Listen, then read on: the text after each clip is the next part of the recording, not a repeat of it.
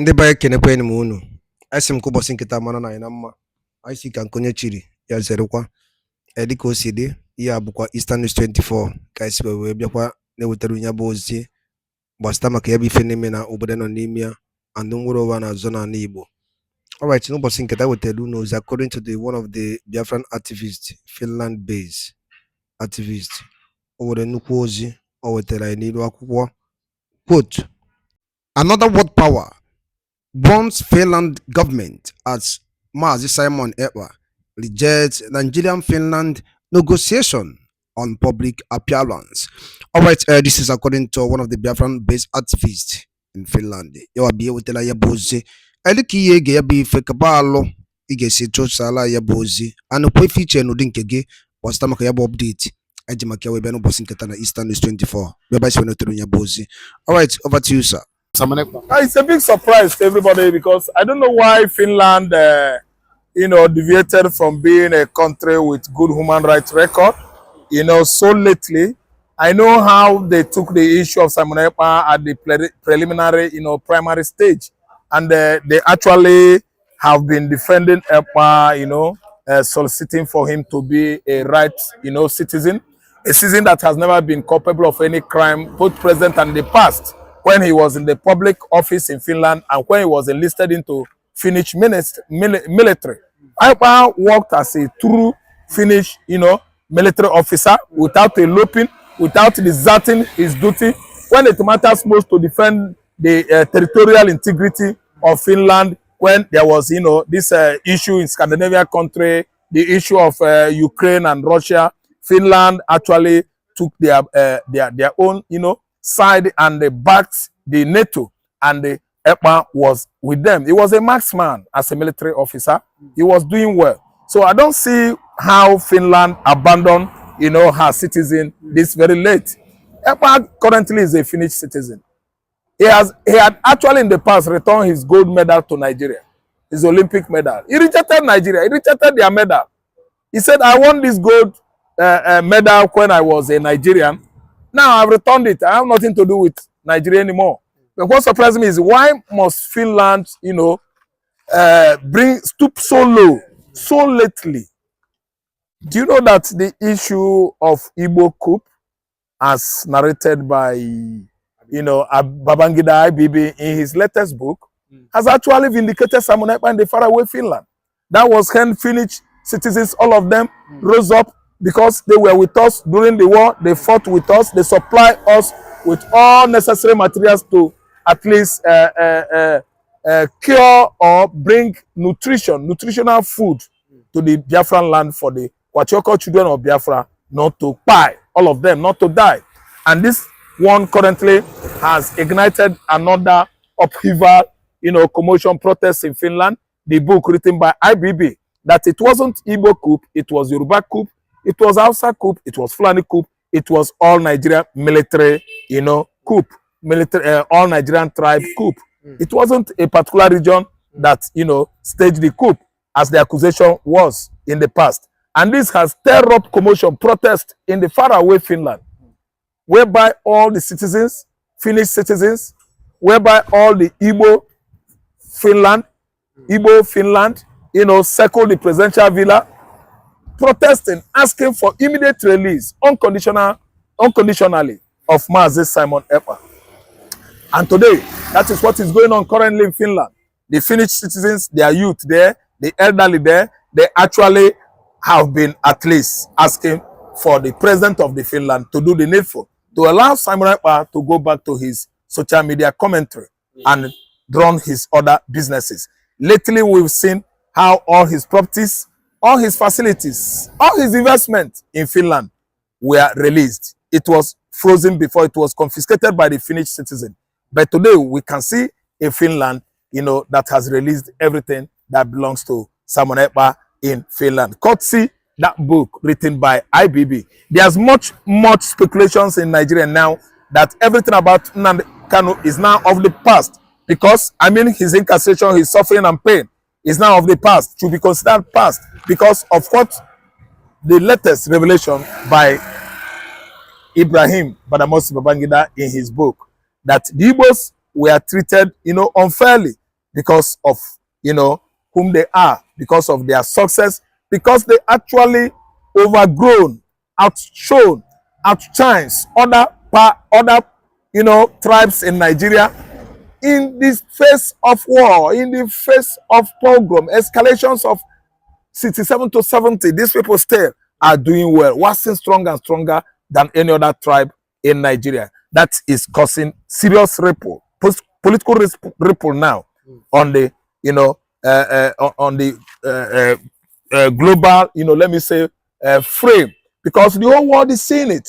The White House, the congressmen, the British lords, the British Labour, in the parliamentarian there, they are discussing Igbo.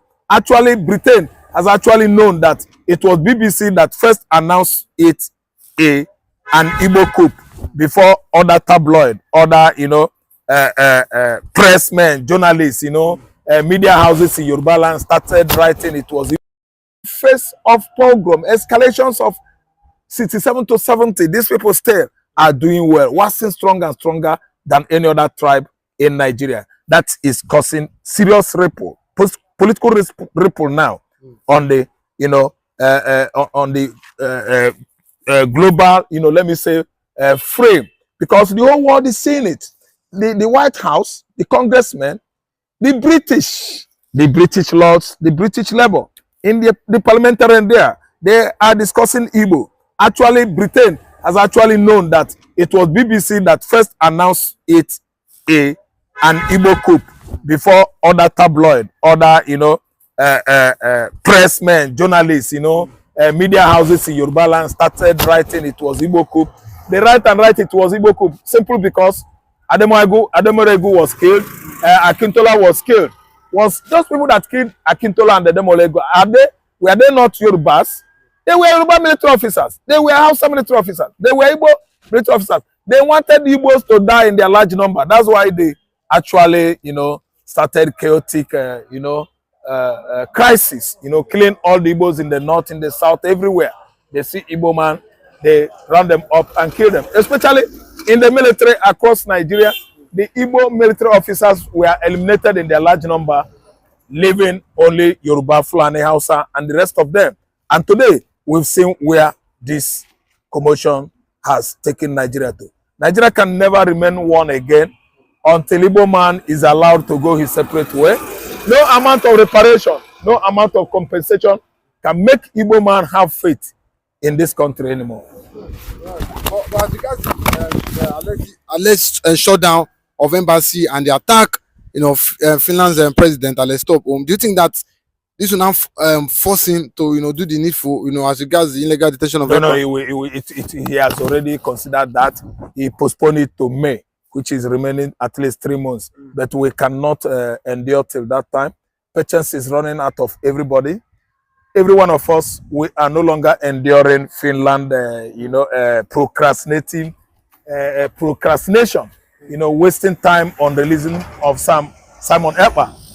We are at least, trying to ginger Finland by protest, by writing and media, various media outcry, to force Finland, Finnish president, to do the needful, to release Simon Ekpa.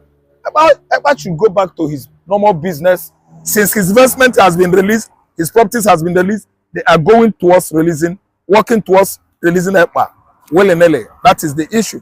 Then again, the president himself, Finnish president, I'm telling you that everybody knows that he deviated from representing Finland well.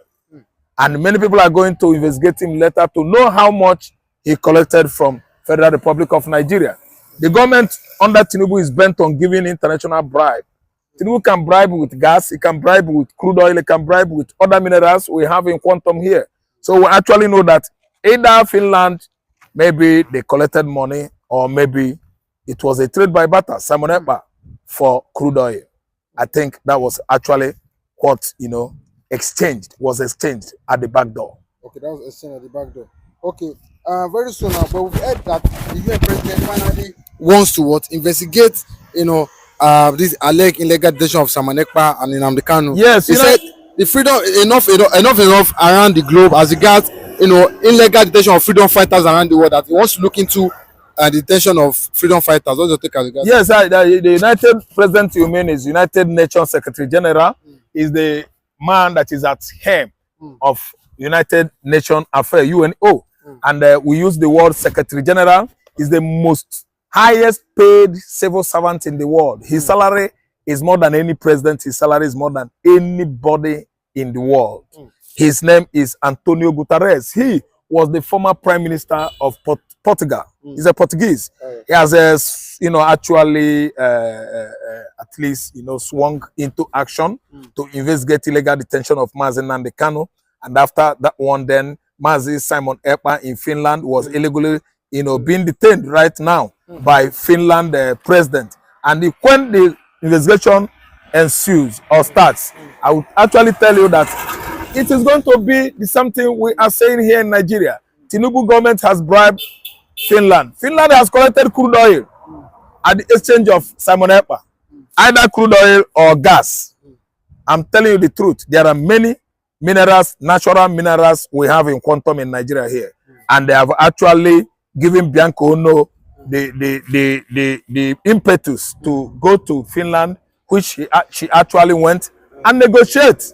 She actually went to Finland and negotiated with them. And Finland might opt to take gas because the region over there is ice cold. And Nigeria has at least given Finland part of our gas that has already run from Imo State into Europe as a bribe. Thank you very much.